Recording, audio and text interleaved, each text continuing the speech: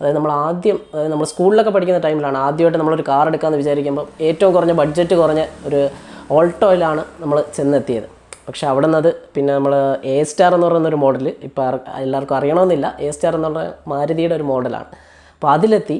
പിന്നെ അതിൽ നിന്ന് നമ്മൾ ഓരോ പടിപടിയായിട്ട് കയറി നമ്മളിപ്പോൾ അവസാനം കിയ എന്ന് പറഞ്ഞ കമ്പനി ഇന്ത്യയിൽ വന്നപ്പോൾ കിയയുടെ സോണറ്റിലാണ് എത്തിയത്. പക്ഷേ അവസാന നിമിഷത്തെ നമ്മുടെ എല്ലാവരുടെയും അധ്വാനത്തിൻ്റെ ഭാഗമായിട്ട് നമ്മൾ പിന്നെ സെൽറ്റോസ് എടുക്കാമെന്ന് വിചാരിച്ചു. സെൽറ്റോസിൻ്റെ തന്നെ HTX വേരിയൻറ്റ്. സോ ഫൈനലി ഇത്രയും വർഷങ്ങൾക്ക് ശേഷം അത് നമ്മുടെ ഫാമിലിയുടെ എല്ലാവരുടെയും ഒരു ഹാർഡ് വർക്ക് കാരണം നമുക്ക് ഈ ഒരു കാറിൽ, അല്ലെങ്കിൽ ഇത്രയും ഒരു അത്യാവശ്യം ഒരു പ്രീമിയം റേഞ്ചിലുള്ള ഒരു കാറിൽ തന്നെ നമുക്ക് എത്താൻ സാധിച്ചു. ഇതെല്ലാം നമ്മുടെ ഒരു വലിയൊരു സ്വപ്നമായിരുന്നു.